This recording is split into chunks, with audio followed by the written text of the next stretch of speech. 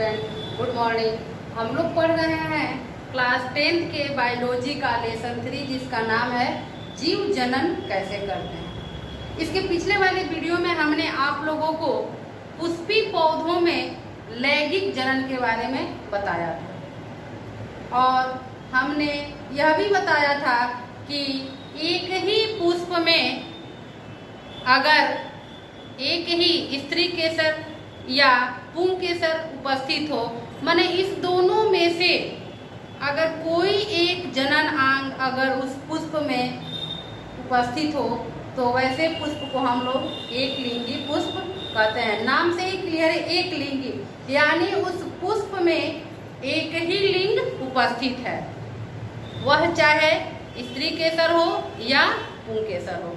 और पुष्प के स्त्री केसर भाग, पुष्प का स्त्री केसर भाग मादा जनन अंग कहलाता है, मादा जनन अंग कहलाता है।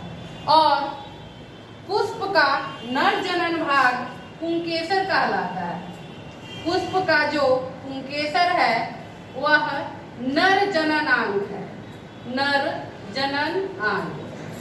यानी इस दोनों में से अगर कोई एक पुष्प में स्थित होता है तो वैसे पुष्प को हम एक लिंगी पुष्प कहते हैं। जैसे एक लिंगी यानी जिस फूल में एक ही स्त्री केसर हो या पुंकेसर हो, वैसे पुष्प को हम एक लिंगी पुष्प कहेंगे। और जिस पुष्प में यह दोनों स्थित हो तो वैसे पुष्प को क्या कहते हैं, उभय लिंगी। माने उस पुष्प में स्त्री केसर भी उपस्थित है और पुंकेसर भी उपस्थित है, तो वैसे पुष्प को हम उभय लिंगी पुष्प कहते हैं।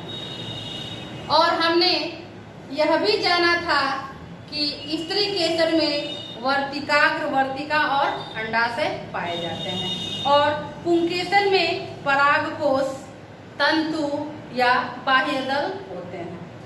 आज हम एक नया टॉपिक आप लोगों के बीच शुरू करने जा रहे हैं और वह नया टॉपिक है मानव में लैंगिक जनन। लैंगिक जनन के बारे में आप सभी जानते भी हैं कि लैंगिक जनन प्रक्रिया में दो जीव भाग लेते हैं, यानी दो जीवों की भागीदारी होती है और वह दोनों जीव अलग अलग होते हैं, एक नर और एक मादा। दूसरे शब्दों में अगर हम कहें तो कह सकते हैं कि दो भिन्न व्यक्तियों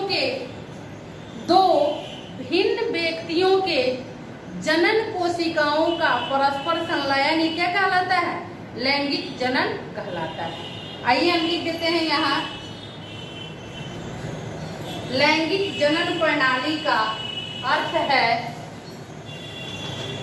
लैंगिक जनन प्रणाली का, लैंगिक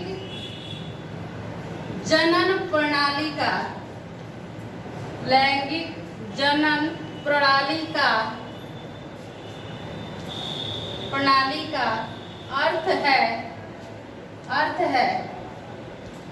दो भिन्न व्यक्तियों के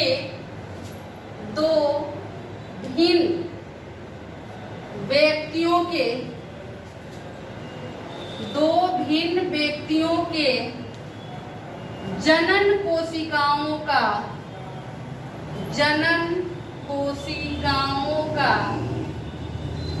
दो भिन्न व्यक्तियों के जनन कोशिकाओं का परस्पर संलयन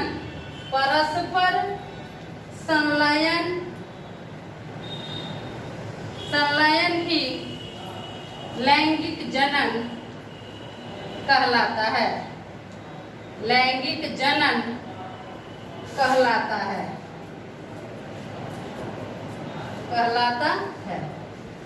दूसरे शब्दों में भी हम बता सकते हैं कि इस प्रक्रिया में दो जीव भाग लेते हैं, या लैंगिक जनन प्रणाली का अर्थ होता है कि दो भिन्न व्यक्तियों, यानी भिन्न माने अलग अलग, दो भिन्न व्यक्तियों के जनन कोशिकाओं का परस्पर संलयन ही लैंगिक जनन कहलाता है। तो आज हम पढ़ने वाले हैं मानव में लैंगिक जनन के बारे में और यह प्रक्रिया कहाँ से शुरू होती है और कहाँ खत्म होती है, आइए हम इसी के बारे में जानते हैं।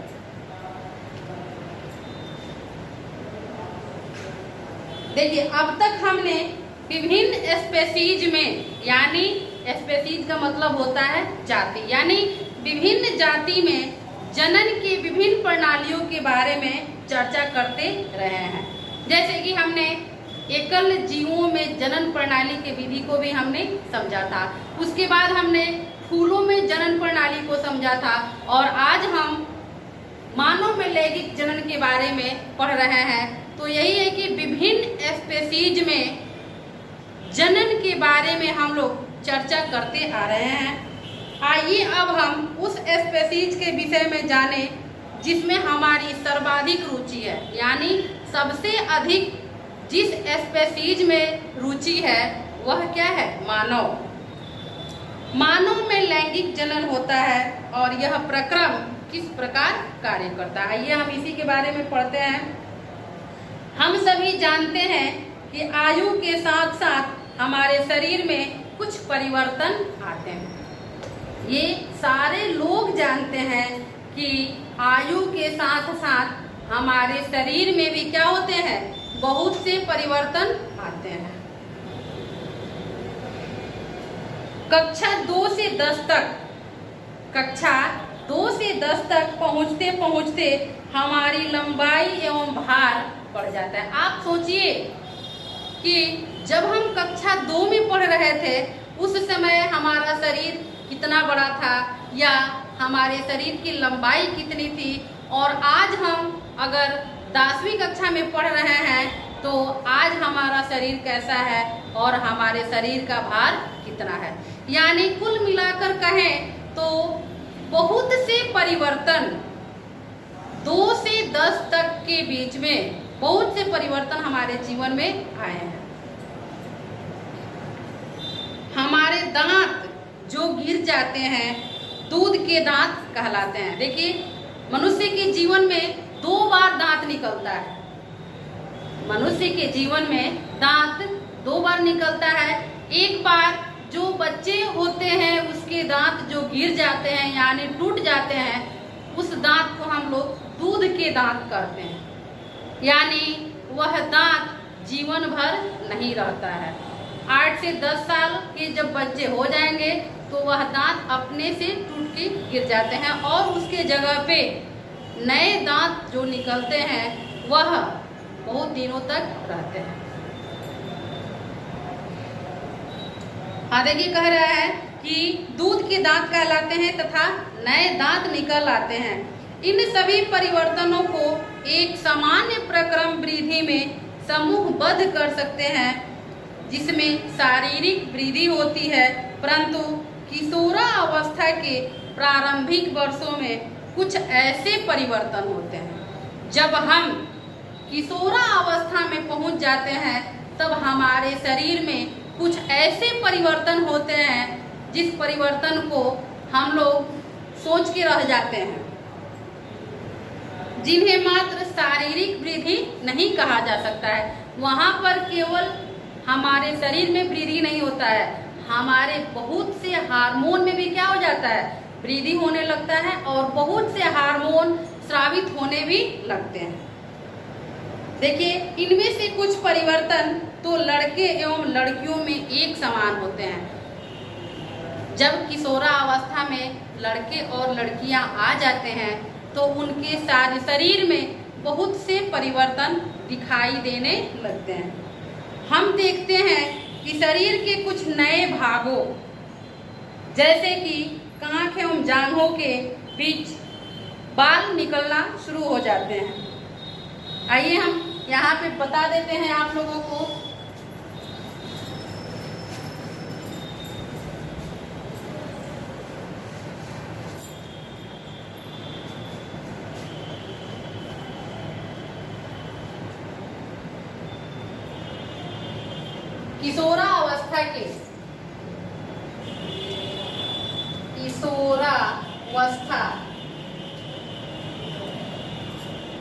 किशोरावस्था किशोरावस्था के प्रारंभिक वर्षों में, किशोरावस्था के प्रारंभिक वर्षों में कुछ परिवर्तन। हेडिंग है मेरा किशोरावस्था के प्रारंभिक वर्षों में कुछ परिवर्तन। और ये परिवर्तन लड़के और लड़कियों दोनों में होता है। लड़कों में दाढ़ी और मूंछ निकलना शुरू हो जाता है, उसका आवाज भारी हो जाता है, उसके आवाज में भारीपन आ जाता है और बहुत जगह बाल निकलना भी शुरू हो जाते हैं और हाथ और पैर में भी महीन महीन रोएं आना शुरू हो जाते हैं। ऐसे भी लड़कियों में भी बहुत से परिवर्तन होते हैं, जैसे स्तनों के आकार में वृद्धि होना, रजोधर्म का शुरू होना और अंडाशय का परिपक्व होना। तो ये सारे बहुत से लक्षण हैं जो किशोरावस्था के दौरान लड़के और लड़कियों में आना शुरू हो जाते हैं। तो आज हम इसको हेडिंग डाल के छोड़ दिए हैं, किशोरावस्था के प्रारंभिक वर्षों में कुछ परिवर्तन, और लड़कों में क्या परिवर्तन होता है और लड़कियों में क्या परिवर्तन होता है हम कल के वीडियो में जानेंगे। तब तक धन्यवाद।